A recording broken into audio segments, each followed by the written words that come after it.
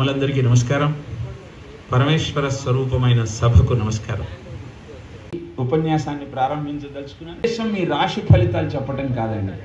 రాశి ఫలితాలు ఎలాగో చెప్తాను, అవన్నీ నా యూట్యూబ్ ఛానల్స్లో ఉన్నాయి, చాలా వివరంగా చెప్పాను. అసలు జ్యోతిష్యం అంటే ఏమిటి, ఎంత అద్భుతమైన విజ్ఞానం. అది గనక మనం గ్రహించగలిగితే పంచాంగం చూడందే ఏ పని చెయ్యమండి. ఇంత అద్భుతమైన విజ్ఞానాన్ని మూఢనమ్మకం అంటున్నారు తెలియకుండా. ఎప్పుడైతే జ్యోతిష్యం అంటే ఏంటో తెలిసిందో, వేదానికి ఉప అంగం అండి జ్యోతిష్యం అంటే. కాబట్టి మన అన్ని సమస్యలను పరిష్కరించుకోగలుగుతాం. అనేక సమస్యలతో మా దగ్గరికి జాతకం పట్టుకొస్తారండి, చూస్తాం. 6 నెలలు అష్టమ గురుడయ్యా, నువ్వు చాలా అవస్థపడాల్సి వస్తుంది అంటాం.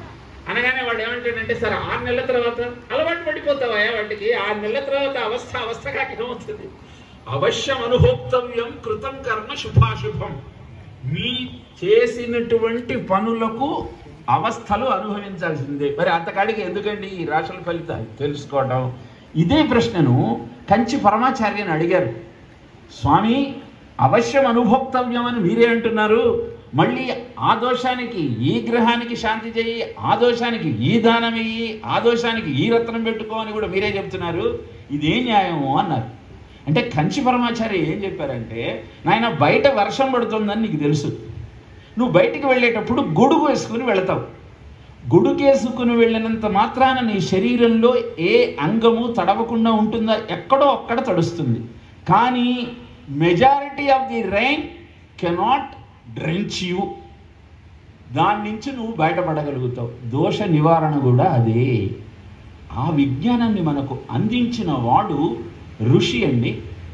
సూర్య చంద్రకళల ప్రభావము ప్రతి జీవి యొక్క స్పందన మీద ఉంటుంది అని పాశ్చాత్య శాస్త్రజ్ఞుడు చెప్పాడండి. వాడు చెప్పాడు కాబట్టి ఒప్పుకుంటాం. అదే ఋషి చెప్పితే మనం ఒప్పుకోం. మీరు ఒక 100 మందిని తీసుకొచ్చి నా ముందర పెడితే జాతకాలు వాళ్ళని చూపెట్టక్కర్లే నాకు. ఆ 100 మందిలో ఎవరెవరికి బట్టతలలు ఉంటాయి, ఎవరెవరికి జుట్టు బాగుంటుందో నేను చెప్పగలుగుతాను. 80 మందికి కరెక్ట్ అవుతుంది. లగ్నార్కే సూక్ష్మ చషకాహ అని జైమిని ఒక సూత్రం చెప్పాడు. ఎవరికైతే లగ్నంలో సూర్యుడు ఉంటాడో, లగ్నాన్ని సూర్యుడు చూస్తాడో, వాడికి జుట్టు తక్కువగా ఉంటుంది. ఇప్పుడు మీరు 100 మందిలో 80 మందికే కరెక్ట్ అవుతుంది, మిగతా 20 మందికి కాదంటున్నారు కదా. అది శాస్త్రం ఎలా అవుతుంది? ఏ విజ్ఞానమైనా పూర్తిగా కరెక్ట్ కావాలి కదా. 2 2 4 అంటే ఎక్కడైనా 2 2 4 కానీ 80 మందికి 2 2 4 అయ్యి మిగతా 20 మందికి 2 2 6 అవుతుందా? కాదుగా. ఇదేం శాస్త్రం అండి అంటే, పరాశరుడు జ్యోతిష్య శాస్త్రాన్ని రాసేటప్పుడు ఒక మాట చెప్పాడండి. గ్రహాన్ని ఫలచారేణ సూచయంతి మనీషిణః కోవక్త తారతమ్యస్య స ఏకం వేద సంవితః. గ్రహముల సంచారాన్ని బట్టి ఏం జరుగుతుందో కొంతమంది చెప్పగలుగుతారు. ఇదే జరుగుతుందని చెప్పగలిగిన వాడు బ్రహ్మదేవుడు ఒక్కడే. కాబట్టి ఇది ప్రాబబిలిటీ. ఇలా అంటే మీరు ఒప్పుకోరు. మేము ఎన్ఎఫ్సిలో పనిచేసినప్పుడు ట్యూబ్స్ మీద స్పేసర్స్ వెల్డ్ చేసేవాళ్ళండి. ఇవన్నీ అటామిక్ రియాక్టర్లో పెడతాం, ఫ్యూయల్ బండిల్స్ చేసి. ప్రతి షిఫ్ట్కి వచ్చిన వాడు ఒక్కొక్క మిషన్ మీద 300 ట్యూబ్స్ కొట్టాలి. కొట్టాలన్నప్పుడు వాడు ఏం చేస్తాడు, ఒక ట్యూబ్ తీసుకొని ఫస్ట్ కొట్టి దాని వెల్డ్ స్ట్రెంగ్త్ చెక్ చేస్తాడు. ఇది బాగుంది అనుకోండి, మళ్ళీ షిఫ్ట్లో 300 ట్యూబ్స్కు చెక్ చేయడు. మేము యాక్సెప్ట్ చేస్తున్నాం, దాన్ని ప్రాబబిలిటీ అంటున్నాం. మ్యాథమెటిక్స్లో ప్రాబబిలిటీని నువ్వు యాక్సెప్ట్ చేసినప్పుడు, జ్యోతిష శాస్త్రం ప్రాబబిలిటీ అని చెప్పి మరీ అందించిన పరాశరుడి మాటను నువ్వు ఎందుకు నమ్మవు? అది మూఢనమ్మకం అని ఎందుకు అనుకుంటావు? అని అద్భుతమైనటువంటి విజ్ఞానాన్ని జ్యోతిష్యం రూపంలో మీకు అందించటం వెనకాల ఆంతర్యం ఏమిటి అంటే, ఎక్కటి మానవ జన్మం వెత్తిన ఫలమేమున్నది, వదలను సంసార సుఖము, వదలను ఇంద్రియ భోగము, వదిలేద గురువు దైవము. మొన్న ఈ కార్యక్రమానికి నన్ను ఆహ్వానిస్తూ మా నవీన్ గారు ఒక మాట అన్నారు. ఏమండి, మా పంచాంగం మాకు దొరికింది కదా, మేమే చదువుకుంటే తప్ప అన్నాడు. తప్పు కాదు కానీ మీకేం అర్థం కాదండి. అది దాంట్లో అష్టమంలో గురువు, పంచమంలో శని అంటుంటాడు. మీరు ఎంత మటుకు చూస్తారు? డబ్బులు వస్తాయా, పిల్లలు పుడతారా, గృహం కడతామా, ఇదే చూస్తుంటారు. అవన్నీ మిక్స్గా ఉంటాయి. వాడు ఒక్కొక్క రాశికి గురు సంచారం బాగా ఉన్నప్పుడు నూతన గృహ నిర్మాణం చేస్తారు, భూములు కొంటారు, కుటుంబంతో ఆనందంగా ఉంటారు. ఎందుకంటే గురువు మంచి గ్రహం అండి. కాబట్టి అలా ఉంటాయి. అదే ఏ రాహువో సప్తమంలో ఉన్నాడు అనుకోండి, మీకు కామోద్రేకానికి సంబంధించినవి వస్తాయి. లేదా అష్టమ రాహువు ఉన్నప్పుడు, అష్టమ గురుడు ఉన్నప్పుడు. ఇప్పుడు ఒకే రాశి వాడికి ఈ సంచారాన్ని బట్టి వచ్చే వివిధమైన ఫలితాలను చూసి మీరు ఆశ్చర్యపోతారు. నాకు మంచి జరుగుతుందా చెడు జరుగుతుందా ఎవరు చెప్తారు? ఆ మధ్య టీవీలో ఒక అద్భుతమైన దృశ్యం చూపించారండి. ఒక పెద్ద బిల్డింగ్ ఉంది, చుట్టూ అన్ని బిల్డింగ్స్ ఉన్నాయి. ఆ బిల్డింగ్ని కొలాప్స్ చేయాలి, కింద పడేయాలి. కానీ బాంబులు పెట్టి దాన్ని కొలాప్స్ చేసేటప్పుడు అవన్నీ పక్క బిల్డింగ్స్ మీద పడతాయని చెప్పి వాళ్ళు క్యాలిక్యులేట్ చేశారు. ప్రతి ఇటుక మీద ఎంత ఫోర్స్ ఉంటుంది, ఈ ఫోర్స్ మనం బాంబులు పెట్టడం వల్ల ఎటువైపు వెళుతుంది, అది కింద పడితే ఎక్కడికి వెళుతుంది, ఇదంతా క్యాలిక్యులేట్ చేసి ఒక్క అణువు కూడా బయట పడకుండా ఆ మొత్తం బిల్డింగ్ని కొలాప్స్ చేశారు. ఇది మీరు చాలామంది చూసుంటారు. ఇది ఎందుకు చెబుతున్నాను అంటే, అదేవిధంగా అద్భుతమైన గ్రహాలన్నీ అంతరిక్షంలో ఉన్నాయి. వాటి ఫోర్సెస్ ప్రతి జీవి మీద ఉంటుంది. అది ఏ యాంగిల్లో ఉంటుంది, జాతకం వేసేటప్పుడు ఆ యాంగిల్ కూడా చూస్తామండి. సహస్ర అంశ దాకా ఉంటుంది. లేకపోతే 120 కోట్ల, ఆ మాటకు వస్తే 130 కోట్ల జనాభా ఉన్న భారతదేశంలోని వాళ్ళని 12 రాశులుగా విభజించి ఈ రాశి వారికి ఇది, ఈ రాశి వారికి ఇది, ఈ రాశి వారికి ఇది అని చెప్పడం హాస్యాస్పదం కాదండి? మీ పిల్లలు వచ్చి మిమ్మల్ని అవహేళన చెయ్యరు. ఏమండి ఒకే టైంకి వాడు పుట్టాడు, నేను పుట్టాను, నేను అడుక్కు తింటున్నాను, వాడు అందలం ఎక్కాడు, ఎందుకు ఇది, ఇది జాతకమా, ఇది విజ్ఞానమా అంటే మీ దగ్గర సమస్య సమాధానం ఏముంటుంది అంటే, నువ్వు పుట్టినప్పటి సమయంలో ఉన్న గ్రహముల యొక్క సంచారాన్ని ఇప్పుడు నేను చెప్పేది గోచారం మాత్రమే. మీకు ఎందుకని ఉన్నతమైన మానవ జన్మ దొరికినది అని మీరు ప్రశ్నిస్తే సమాధానం ఏంటో తెలుసండి? న్యాతి స్మరన్ భావం చజంచంతే కలేవరం తం తమేవైతి కౌంతేయ సదా సద్భావ భావిత. పోయిన జన్మలో మీరు ప్రాణాన్ని వదిలేసేటప్పుడు ఏ ఆలోచన చేశారో, ప్రాణోత్క్రమణ సమయంలో మీలో వచ్చిన ఆలోచన మీకు ఈ జన్మను కలిగించింది. ప్రాణం వదిలేసేటప్పుడు రామ రామ రామ అనుకున్నారు అనుకోండి, రామ సాయుధ్యం దొరుకుతుంది. ప్రాణం వదిలేసేటప్పుడు కామ కామ కామ అనుకున్నారు అనుకోండి, కామ భోగాలను అనుభవించడానికి అనువైన జన్మ దొరుకుతుంది. కాబట్టి జాతక చక్రం పుట్టినప్పుడు ఎలా వస్తుంది అంటే, పూర్వజన్మలో నువ్వు చేసిన కర్మలను బట్టి నీ గ్రహస్థితి ఏర్పడుతుంది. మేము సిజేరియన్ చేసామండి, మంచి టైం చూసుకున్నాము అంటే ఆ టైం కూడా మిస్ అవుతుంది. అలా అది మొదటి జాతకం. తర్వాత గ్రహాలన్నీ స్ఫుటం చేసాం. చేసిన తర్వాత గ్రహాలు మారుతూ ఉంటాయి. ఆ మారిన గ్రహాల బట్టి మీ జాతకం ఎలా ఉంటుంది అని చెప్పేది గోచారం. ఇప్పుడు మనం చెప్పబోయేది అదే. పంచాంగాన్ని చూడకుండా భారతీయుడు ఏ పని చేయడు.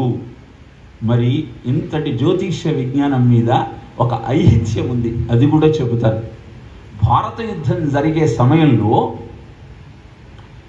దుర్యోధనుడికి సహదేవుడి మీద మంచి నమ్మకం, మంచి జ్యోతిష శాస్త్రవేత్త అని సహదేవుడి దగ్గరికి వచ్చి, నేను యుద్ధంలో ఒకే సైన్యాధిపతితో యుద్ధం చేయాలనుకున్నా, అలా నా సైన్యాధిపతి యుద్ధంలో మరణించకుండా ఒకే సైన్యాధిపతితో మొత్తం యుద్ధం జరిగేటట్టు ముహూర్తం పెట్టమన్నాడు. సహదేవుడు మంచి జ్యోతిష్య పండితుడు, పెట్టాడు ముహూర్తం. ఆయనకు తెలుసు ఈ ముహూర్తానికి కనుక యుద్ధం స్టార్ట్ అయితే దుర్యోధనుడిదే విజయం. ఎందుకంటే దుర్యోధనుడి యొక్క సైన్యాధిపతి భీష్ముడు, భీష్ముడికి స్వేచ్ఛామరణం ఉంది, ఆయన చావకపోతే వీళ్ళకి విజయం లేదు. వెంటనే ఈ విషయం తీసుకెళ్ళి సహదేవుడు కృష్ణుడికి చెప్పేశాడు, నేను ఇలా పెట్టా, ఆ సమయానికి కనుక యుద్ధం ప్రారంభమైతే మనకు విజయం దక్కదు, ఇప్పుడు ఏం చేయాలి? కృష్ణుడు వెంటనే అమావాస్య నాడు ఇచ్చే తర్పణాలను అంతకు ముందరే త్రయోదశి నాడు ఇవ్వటం మొదలుపెట్టాడు. ఇది చూశాడు సూర్యుడు, ఇదేంటి అమావాస్య నాడు ఇవ్వాల్సిన పితృతర్పణాలను ఇప్పుడు ఇస్తున్నాడని చంద్రుడిని వెంట పెట్టుకొని కృష్ణుడి దగ్గరికి వచ్చాడు. ఏంటి ఇవాళ ఇస్తున్నారు, మీరు అన్నీ తెలిసిన పరమాత్మ, మీరు ఇప్పుడు పితృతర్పణాలు ఇస్తున్నారు ఏంటి అంటే, ఆయన అన్నాడు, చంద్రుడు సూర్యుడు కలిపినప్పుడు అమావాస్య, మీరిద్దరు కలిసి ఉన్నారు, అందుకని తర్పణాలు ఇస్తున్నారు. అంటే ఏ దినమున వైకుంఠుడు మేదినిపై దాల్చినట్టి మేను వదలనాడ ఆ దినమున అశుభ ప్రతిపాదకమగు కలియుగంబు ప్రాప్తంబయ్యన్. ఏ రోజైతే కలియుగం ప్రారంభం అయిందో ఆ సమయానికి 2 రోజుల ముందరే కలియుగం ప్రారంభం అయింది.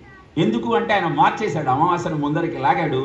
అందుకని యుద్ధంలో భీష్ముడు చనిపోయాడు, పాండవులకు విజయం దక్కింది. కాబట్టి మొత్తం జాతక చక్రాలన్నీ తప్పే. ఎందుకంటే మీ క్యాలిక్యులేషన్స్ అన్నీ మీ జ్యోతిష్యం ప్రకారం ఉన్నాయి. ఇప్పటికే 5120 సంవత్సరాలు అయింది కలియుగం ప్రారంభమై, జ్యోతిష్యం ప్రకారం కావచ్చు, పురాణ విజ్ఞానం ప్రకారం. కానీ 2 రోజులు ముందరికి నడిచాడు కదా ఆయన అమావాస్య. కాబట్టి ఇది ఎందుకు ముందరే చెప్తున్నానంటే, విపరీతమైన ఫలితాలు ఉన్న వాళ్ళు బాధపడాల్సిన అవసరం లేదు, గ్రహాలను పట్టుకుంటే లాభం లేదు. శ్రీ మహావిష్ణురాజ్ఞయా అద్య బ్రహ్మణ ద్వితీయ పరార్థే శ్వేతవరాహ కల్పే వైవస్వత మన్వంతరే కలియుగే ప్రథమ పాదే జంబూద్వీపే భరతవర్షే భరతఖండే మేరోర్ దక్షిణ దిగ్భాగే శ్రీశైలస్య వాయువ్య ప్రదేశే కృష్ణా గోదావరియోర్ మధ్యప్రదేశే సమస్త దేవతా హరిహర బ్రాహ్మణ సన్నిధౌ అస్మిన్ వర్తమాన వ్యావహారిక చాంద్రవాణేనా అంటూ సంకల్పం చెప్తామండి. ప్రతిరోజు సంధ్యావందనం చేసేటప్పుడు, మీరు ఏదైనా పూజ చేసేటప్పుడు ఏమిటి చెప్పండి ఈ సంకల్పం అంతా? శ్రీ మహావిష్ణురాజ్ఞయ ఈ సకల చరాచర సృష్టి ఏర్పడుతున్నది ఆ శ్రీ మహావిష్ణువు యొక్క ఆజ్ఞ కారణంగా, ఆ మూల శక్తి యొక్క కరుణ కారణంగా ఏర్పడుతుంది. కాబట్టి గ్రహముల ప్రభావము నుంచి మిమ్మల్ని మీరు రక్షించుకోవాలి అంటే పరమాత్మ ఆరాధనకు మించినటువంటి వేరే సాధన లేదు. ఈ విషయాన్ని గుర్తుపెట్టుకొని పంచాంగాన్ని వినేవాడికి వచ్చే లాభం ఏమిటి? శ్రీ కళ్యాణ గుణావహం రిపురహం దుస్వప్న దోషాపహం గంగా స్నాన పుణ్య విశేష ఫలదం గోదానతుల్యం నృణాం ఆయుర్వర్ధనముత్తమం శుభకరం సంతాన సంప్రత్పదం అని చెబుతారండి. ఇది ముందర మేము ఎందుకు చదువుతామో తెలుసండి? మేము జ్యోతిష్యంలో రాశులు ప్రారంభిస్తాం. మేషరాశి వాళ్ళు కాగానే మేషరాశి వాళ్ళంతా వెళ్ళిపోతారు, వృషభ రాశి కాగానే వృషభ రాశి వాళ్ళంతా వెళ్ళిపోతారు. మీనానికి వచ్చేసరికి 10 మంది 5గురు ఉంటారు. ఎందుకంటే మిగతా వాళ్ళకి అక్కర్లేదు కాదు. మీరు మొత్తం వింటే ఏ ఫలితం కలుగుతుందో ముందరే చెప్తున్నానండి. మధ్యలో వెళితే ఏమవుతుందో చెబితే మీరు ఖచ్చితంగా కూర్చుంటారు. కానీ మిమ్మల్ని భయపెట్టి కూర్చోబెట్టడం ఎందుకు? వింటే మటుకు కళ్యాణాలన్నీ కలుగుతాయి, శత్రు నాశనం జరుగుతుంది, దుస్వప్నాలు పోతాయి, గంగా స్నానం చేసిన పుణ్యం మీకు దక్కుతుంది, గోదానం చేసినటువంటి ఫలితం మీకు దక్కుతుంది, ఆయుష్ పెరుగుతుంది, చక్కటి సంతానం కలుగుతుంది. ఇది రాశి ఫలితాలు చెప్పేటువంటి ప్రతి వక్త చెప్పే పద్యం అండి. అది వాడి కోసం, ఎందుకంటే అందరూ కూర్చొని వింటారన్నటువంటి లోభంతో. ఇహ నిజంగా చక్కగా పంచాంగం అంటే తిథి వార నక్షత్ర యోగ కరణాలండి. ఈ 5టిని కలిపి పంచాంగం అంటారు. తిథి అంటే కాలము అంటేనే పరబ్రహ్మ స్వరూపం అండి. నీకు ఉత్తమమైన మానవ జన్మ దొరికింది, సత్కర్మలను ఆచరిస్తూ ఆయనను చేరుకుంటావా, లేకపోతే ఈ కాల ప్రవాహంలో కొట్టుకుపోతావా తేల్చుకో. నీ జాతకం ఇలా ఉంది, సంచారం ఇలా ఉంది, ఈ సంచారం బట్టి ఈ ఫలితాలు కలుగుతాయి. నీకు ఇలాంటి నివారణ చేసుకుంటే నీ జీవితం హ్యాపీగా ఉంటుంది. కాబట్టి నీకున్న దోషాలను పోగొట్టుకోవటం కోసం, నీ ప్రారంధం నుంచి బయటపడటం కోసం ఈ గ్రహానికి ఈ శాంతి చెయ్యి, ఈ మంత్రం చదువు, ఈ స్తోత్రం చెయ్యి, ఈ దానం ఇవ్వు. ఎందుకండి చేయాలండి ఇవి? అడిగారు అనుకోండి ఎవరైనా, ఏమిటి సమాధానం అంటే ఆయుర్వేదంలో ఒక మాట చెప్పిందండి, మంత్రము మణి ఔషధము ఈ 3 కూడా మీలో ఉన్న రోగాలను పోగొట్టుకునే సాధనాలు. మంత్ర పారాయణ చేస్తూ, మంత్ర అనుష్ఠానం చేస్తూ, మణులను ధరిస్తూ, దానం వల్ల ప్రారంధాన్ని పోగొట్టుకోగలిగితే అది ఔషధంలాగా మీకు ఉపయోగపడుతుంది.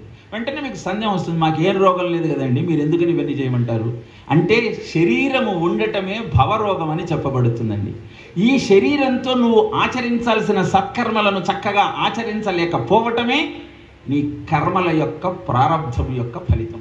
కాబట్టి దాని నుంచి బయటపడాలంటే ఏమేం చెయ్యాలో తెలుసుకుంటూ చక్కగా జీవితాన్ని ఈ క్రోధినామ సంవత్సరంలో విజయవంతంగా ముందుకు తీసుకువెళ్ళే ప్రయత్నం చేద్దాం.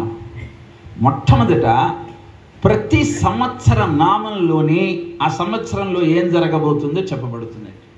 మనకు వికార, శార్వరి, ప్లవ, శుభకృత్, శోభకృత్, క్రోధి వికారనామ సంవత్సరంలో కరోనా వచ్చిందండి. శార్వరి అంటే చీకటి. దాని కారణంగా పాపం ఇంట్లో ఎవరో ఒకళ్ళు పరమేశ్వర సాయుధ్యం పొంది మీ ఇంట్లో చీకటి ఆవరించింది. తర్వాత సంవత్సరం ప్లవ, దాన్ని ప్లవ అంటే ఎగరటం, దాని నుంచి ఎగిరి బయటపడి శుభంతో శోభనంతో చక్కగా ఉన్నారు.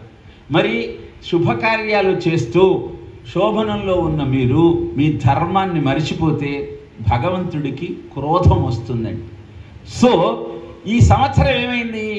ఈ 5 సంవత్సరాలలో నీకు మంచిని చెడును రెండింటినీ ఇచ్చానయ్యా, నువ్వు దాన్ని సరిగా చెయ్యలేదు కాబట్టి నాకు కోపం వచ్చింది. నా కోపం కూడా నిన్ను బాగు చేయటానికే. ఏ మహర్షికైనా కోపం వస్తే శాపం పెట్టాడంటే ఆయనకేమీ రాగము ద్వేషము ఉండి కాదండి, వాడి ప్రారంధాన్ని పోగొట్టడం కోసం. కాబట్టే కోపము చక్కగా సత్యం కోసం వచ్చినప్పుడు అది సత్యాగ్రహం అవుతుంది. You drink the poison expecting others to die is your foolishness.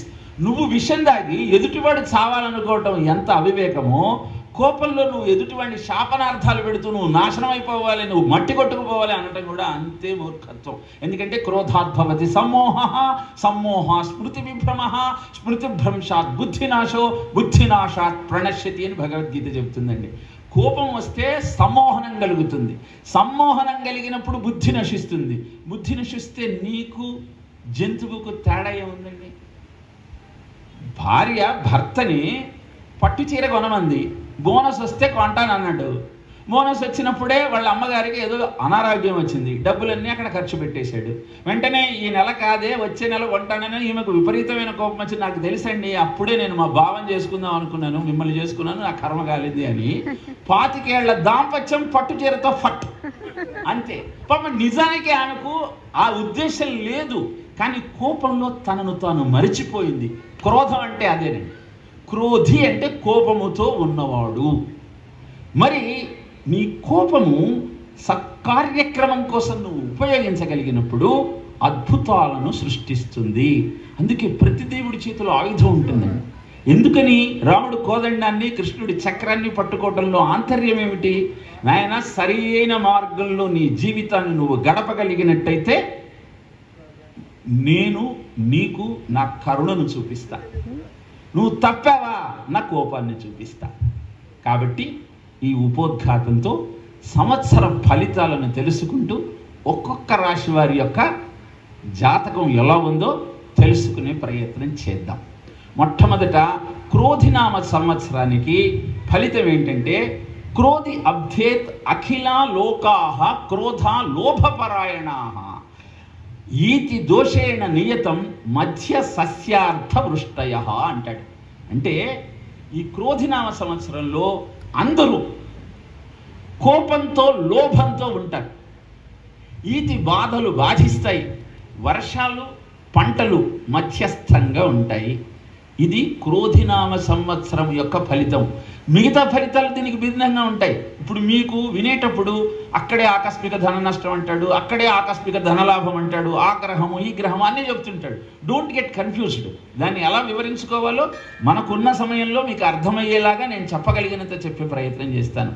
కాబట్టి ఈ క్రోధినామ సంవత్సరంలో ఒకళ్లకు భార్యాభర్తలకు కూడా కొంత వైరము విరోధం కలిగే అవకాశం ఉన్నది. ప్రభుత్వాల మధ్య వైరుధ్యం కలుగుతుంది. రాజు ధర్మాగ్రహంతో ఉండి ఎవడెవడైతే తప్పులు చేస్తుంటాడో వాడి తాట తీస్తాడు. కారణం ఏంటంటే, జ్యోతిష్య శాస్త్రంలో కోపానికి నిదర్శనము కుజుడు. ఆ కుజుడు ఈ సంవత్సరానికి అధిపతి, రాజు అయ్యాడు. రాజు కుజుడైతే ఏం జరుగుతుంది అనేది చెప్తున్నాడు ఇక్కడ. రాజ్ఞా కుజస్య ఫలం అగ్ని తస్కర రోగాస్యు నృప విగ్రహ తాభృషం హతసస్యో బహు వ్యాళో భౌమో సృష్టి వినాశనం. నేను సంస్కృత శ్లోకం ఎందుకు చెప్తున్నానంటే, మీరు ఆ పంచాంగాలు తీస్తే ఒక్కొక్క సిద్ధాంతి ఒక్కొక్క రకంగా రాశాడు. వాళ్ళకు తోచింది, వాళ్ళకు తెలిసింది. మరి మనం దేన్ని నమ్మాలి అంటే, ఋషి ఇచ్చినటువంటి విజ్ఞానాన్ని మాత్రమే నమ్మాలి. సంస్కృతానికి ఒక శక్తి ఉంటుంది. It converts existence into sound. అంటే మీరు భగవంతుడి ప్రార్థన చేయగానే ఏ మూర్తినైతే మీరు సంస్కృతంలో ప్రార్థించారో ఆ మూర్తి అక్కడికి వచ్చేస్తాడు. ఇది సైంటిఫిక్గా నిరూపితమైంది. మన్యు సూక్తాన్ని చదువుతూ శబ్దానికి స్పందించేటువంటి పరికరంతో చిత్రం గీస్తే అక్కడ ఒక విరాట్ హనుమత్ విగ్రహం ఏర్పడింది. ఈ వివరాలన్నీ మీకు రుజువులతో సహా చూపించేటువంటి ప్రయత్నం కావాలంటే మీకు అందజేస్తాను. చెప్పదలుచుకున్న విషయం ఏమిటి అంటే, ఇది జ్యోతిష శాస్త్రంలో రాజు కుజుడైనప్పుడు ఆ సంవత్సరం ఉండే ఫలితాలను చోరుల వల్ల, అగ్ని వల్ల, ప్రభుత్వం వల్ల మీకు బాధలు కలిగే అవకాశం ఉంది. నృప విగ్రహ తాభృషం, రాజులు కొట్టుకుంటారు, ఒక దేశం ఇంకో దేశంతో యుద్ధం చేసే ప్రయత్నం చేయవచ్చు. పంటలు బాగా పండుతాయి. విషకీటకాల వల్ల బాధలు కలిగేటువంటి అవకాశం కనపడుతూ ఉంది. తర్వాత మంత్రి శని అయ్యాడు. మంత్రి శని అయితే ఏమిటి? మధ్య వృష్టి మంద సస్యం సర్వే పాపరతాహ నరాహ ప్రజాపీడా భవేత్ నిత్యం సూర్యపిత్రేతు మంత్రిని. అంటే వృష్టి అంటే వర్షం మధ్యస్థంగా ఉంటుంది, పంట మధ్యస్థంగా ఉంటుంది. అందరికీ పాపం చేయటంలో చాలా ఆసక్తి ఉంటుంది. పాపం చేయటం వల్ల బాధలు కలుగుతాయి. కాబట్టి ప్రజలంతా బాధలతో బాధపడుతూ ఉంటారు. సూర్యపుత్రుడైన శని మంత్రి అయితే అని తెలియజేస్తూ సైన్యాధిపతి శుక్రుడయ్యాడు. శుక్రుడు శుభగ్రహం, గురుడు కూడా శుభగ్రహం. వీళ్ళిద్దరి ఫలితాలు ఎలా ఉంటాయో చూద్దాం. సైన్యాధిపతి శుక్రుడైతే సువృష్టి అత్యంత సమృద్ధ సస్యం సుభిక్షం అర్ఘో బహుళో ధరిత్ర్యాం నరాస్త్రియ కామరత ప్రవృత్తాహ. అంటే అర్థం ఏమిటి అంటే, మంచి వర్షాలు పడతాయి. ఇంతకు ముందే వర్షం మధ్యస్థంగా ఉంటుంది అన్నాడు, ఇప్పుడు మంచి వర్షాలు పడుతుంది అన్నాడు. ఏది నమ్మాలి? అందుకే ఇందాక చెప్పాను నేను, మనం సైన్స్లో స్ట్రెంగ్త్ ఆఫ్ మెటీరియల్స్ అనే ఒక సబ్జెక్ట్ ఉంటుంది. దాంట్లో మీరు ఒక వస్తువు మీద కొంత శక్తిని ప్రభావం చేసినప్పుడు ఆ శక్తి ఒక్కొక్క కణం మీద ఎలా ఏ యాంగిల్లో ఉంటుంది అని సోదాహరణంగా సైన్ థీటా కాట్ థీటా అని వేసి మరి టాంజెన్షియల్ ఫోర్సెస్, కంప్రెసివ్ ఫోర్సెస్ అని క్యాలిక్యులేట్ చేసి మరి యూలర్స్ ఫార్ములాస్ తీసి మరి కన్స్ట్రక్ట్ చేస్తారు బిల్డింగ్ చేసేటప్పుడు.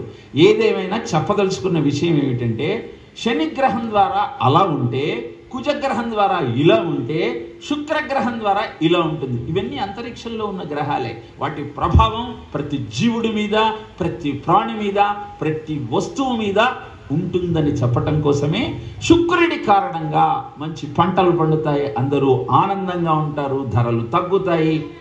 నరులంతా కూడా, ఆడవాళ్ళు మగవాళ్ళు అంతా కూడా కామ కోరికతో ఉంటారు. కామం అంటే కేవలము సంయోగమే కాదండి, కోరికలతో అది చేద్దాం, ఇది చేద్దాం, అది తిందాం, ఇది తిందాం, అక్కడికి వెళదాం, ఇక్కడికి వెళదాం అన్న ఆలోచనతో ఉంటారు. తప్పితే ఇంట్లో కూర్చొని విష్ణు సహస్రనామం చేద్దాం, భగవద్గీత పారాయణం చేద్దాం, తల్లిదండ్రుల సేవ చేద్దాం.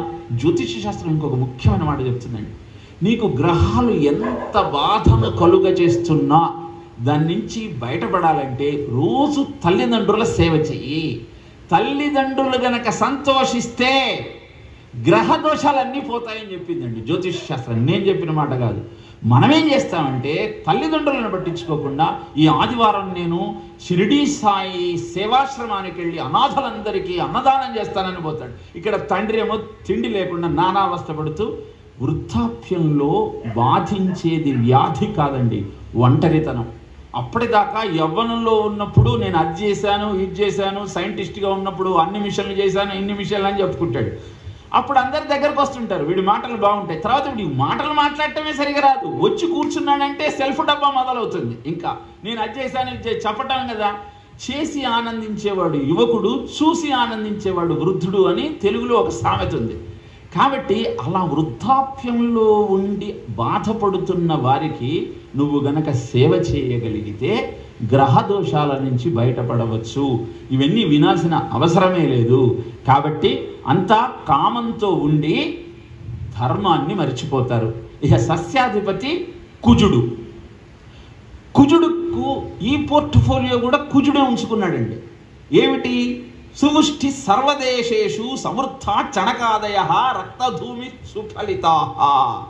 అంటే కుజుడు ఎరుపుని ఇష్టపడతాడండి. అందుకే మంగళవారం నాడు గడ్డం చేసుకోవద్దంటారు. మంగళవారం నాడు గడ్డ చేసేటప్పుడు గడ్డని తెగి రక్తాన్ని చూసేటువంటి అవకాశం ఉంటుంది. క్షురకర్మ ఎందుకు చేసుకోవద్దంటే కత్తిని శరీరం మీద పెడుతున్నావయా. ఒక్కొక్క గ్రహము ఒక్కొక్క రోజుకు అధిపతి అండి. అందుకే వారం. తిథి శ్రేయమాప్నోతి వారాస్ ఆయుశ్చవర్ధనం. నక్షత్రాత్ హరతే పాపం యోగాత్ రోగ వినాశనం కరణాత్ కార్యసిద్ధిస్తూ అని ప్రతిరోజు మనం పంచాంగాన్ని ఎందుకు చూడాలి అంటే తిథి భగవత్ స్వరూపం. వారము ప్రతి వారానికి ఒక అధిపతి ఒక దేవత ఉంటాడు. ఆయన ఈ తిథి చుట్టూ తిరుగుతుంటాడు. ఇలా తిరిగే క్రమంలో నువ్వు చేసే పనులకు క్షతం లేకుండా ఉండాలి అంటే నక్షత్రం ఏమిటో చూసుకోవాలి. జన్మ నక్షత్రం నుంచి ఇవాటి నక్షత్రం నైధన తారైందా, సాధన తారైందా, క్షేమ తారైందా, మిత్రతారైందా, అతి మిత్రతారైందా, ఇది చూసుకొని పని చేయవయ్యా. పనిలో చక్కటి ఫలితాలు దొరుకుతాయి. కానీ మనం పొద్దున్నే లేవంగానే క్యాలెండర్ చూస్తామా, పంచాంగం చూస్తామా చెప్పండి? పంచాంగం చూస్తే ఏమి అర్థమే కాదండి మనకి. క్యాలెండరే చూస్తాం మనం. క్యాలెండర్కి పంచాంగానికి తేడా ఏంటి అంటే నెలకి ఎన్ని రోజులు అంటే ఏం చెప్తారండి మీరు? 30 అని చెప్తే అబద్ధం కదండి. ఏప్రిల్లో 30, మార్చిలో 31, మేలో 31. మీరు 30 అని చెప్తారే. సరే ఒప్పుకుందాం, కొన్ని 30 కొన్ని 30, అది తప్పేగా. ఫిబ్రవరికి ఎన్ని? 28. పోనీ అది కూడా ఒప్పుకుందాం. ఫిబ్రవరికి 4 సంవత్సరాలకు ఒకసారి 29 అంటే ఇది లెక్కండి బాబు. వాడు ఇష్టం. ఎందుకంటే జూలియస్ సీజర్ కనిపించింది నా పేరుతో ఒక నెల ఉంటే బాగుంటుంది, జూలై పెట్టేసాయి. ఆగస్టిస్ కనిపించింది, ఆగస్టు పెట్టేసి. దాంతో ఏమైంది? నెలల పేర్లే మారిపోయినాయండి. అక్టోబర్, ఆక్టమ్ అంటే 8 అని అర్థం అండి. ఇప్పుడు అక్టోబర్ ఎన్నో నెలండి మీకు? 10వ నెల. నవంబర్ అంటే నవం అంటే 9 కానీ 11వ నెల. డిసెంబర్ అంటే దశం అంటే 10, 12వ నెల. కాలం ఏమిటో తెలియదు. వృద్ధాప్యంలో బారసాల చేస్తే ఎలా ఉంటుందండి? మన కొత్త సంవత్సరం అంతే. ఆకులన్నీ రాలే కాలం శిశిర కాలం అండి, శిశిర ఋతువు. అప్పుడు wish you happy new year అని అర్ధరాత్రి 12కి ఫోన్ చేసి నిద్రపోతున్న వాడిని లేపి విష్ యూ హ్యాపీ అంటే అంత అద్భుతమైన నిద్ర చెడిపోతే వాడికి కోపం వస్తుందా, హ్యాపీ కలుగుతుందా? తాగి తందనాలడి విశృంఖలంగా తిరుగుతూ విష్ యూ హ్యాపీ న్యూ ఇయర్తో మనం చేస్తున్న చండాలం అంతా ఒకసారి చూస్తే మనం ఎంత దౌర్భాగ్య స్థితిలో ఉన్నామో అర్థమవుతుందండి. క్యాలెండర్కి పంచాంగానికి తేడా ఏంటంటే ఈ 9/4/2024 మళ్ళీ కాలచక్రంలో వస్తుందండి? రాదు. కానీ క్రోధినామ సంవత్సర చైత్ర శుద్ధ పాడ్యమి మళ్ళీ వస్తుందండి. అదే భారతీయుడికి పాశ్చాత్యుడికి తేడా. కాలం వాడికి ఆట, మనకు ఆరాధన. కాల స్వరూపాన్ని భగవంతుడిలాగా ఆరాధించేవాడు భారతీయుడు, దాన్ని భోగాల కోసం వినియోగించేవాడు పాశ్చాత్యుడు. భారతీయత నుంచి మనం పాశ్చాత్య వైపుకు వెళుతున్నామని ఈ సందర్భంలో గుర్తు చేస్తూ, ధాన్యాధిపతి సస్యాధిపతి కుజుడు కావటం వల్ల ఎర్రగా ఉన్న ధాన్యం బాగా పండుతుంది, ఎర్ర నేలలలో ధాన్యం బాగా వస్తుంది. అక్కడికి వెళ్ళి అంగారక గ్రహాన్ని చూస్తే అదంతా ఎర్రగా ఉందని శాస్త్రవేత్తలు కూడా ఒప్పుకున్నారు. నెట్లో కావాలంటే చూడండి, అక్కడంతా ఎర్రగా కనబడుతుంది. ఎవరు చెప్పారండి ఋషికి ఈ మాట? ఋషి తన తపశ్శక్తితో కనుక్కున్నాడండి. ఇప్పటిదంతా యంత్రశక్తి, అప్పటిదంతా మంత్రశక్తి. ఆలోచన ద్వారా వాళ్ళు సాధించగలిగారు. అలా కాబట్టి మనం తెలుసుకోవలసిన సత్యం ఏమిటి అంటే ఫలం స్వల్పం అనర్ఘంచ మహతో భయం రక్త సస్యాది జాయంతే సూర్యే ధాన్యాధితే సతి. సూర్యుడు ధాన్యాధిపతి అవటం వల్ల ఒక మోస్తం వర్షాలు పడతాయి, పంటలు తక్కువగా ఉంటాయి, గిట్టుబాటు ధరలు దొరకవు, భయం ఎక్కువగా ఉంటుంది. తర్వాత అర్ఘాధిపతి, దీన్ని చాలా మంది అర్ఘ్యాధిపతి అంటారు. అర్ఘ్యం అంటే నీరు, వర్షం. అర్ఘము అంటే ధరల వరలు. ఈ సంవత్సరం ధరలు ఎలా ఉంటాయి అంటే సామాన్యంగా ఉంటాయి.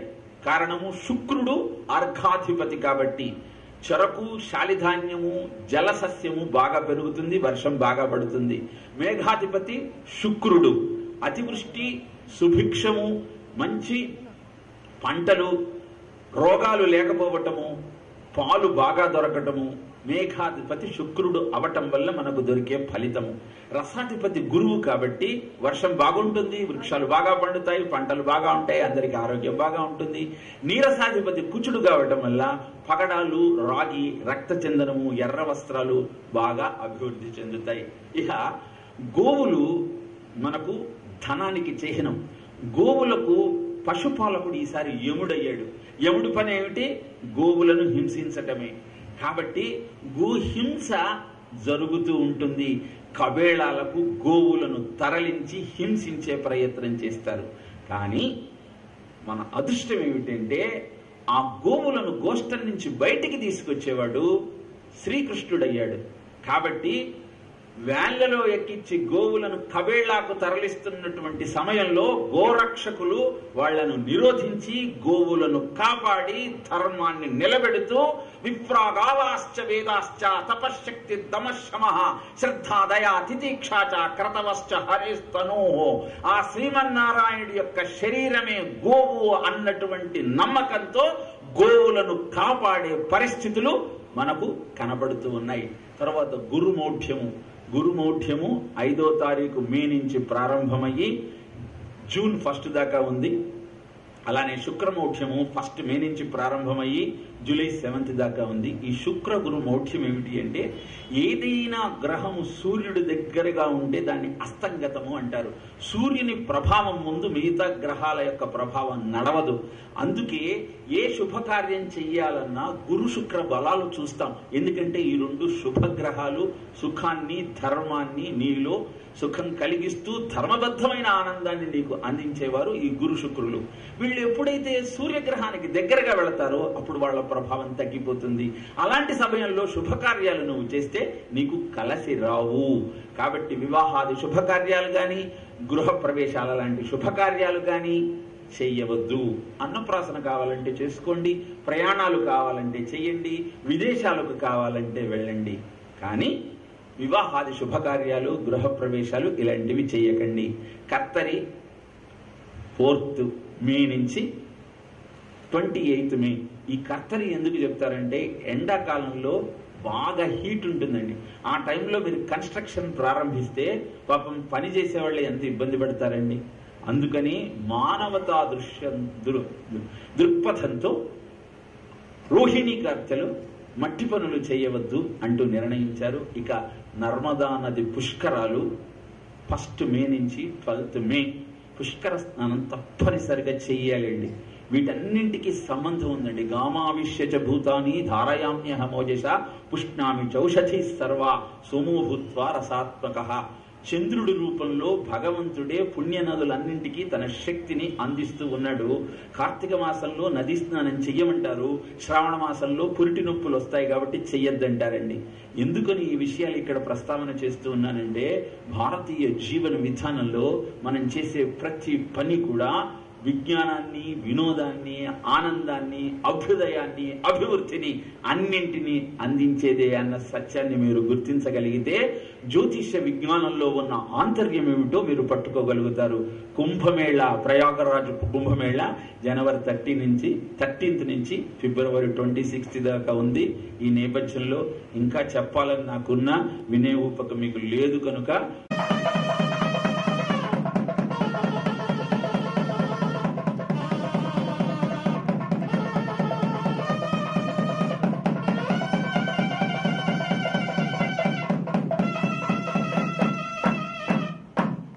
మళ్ళీ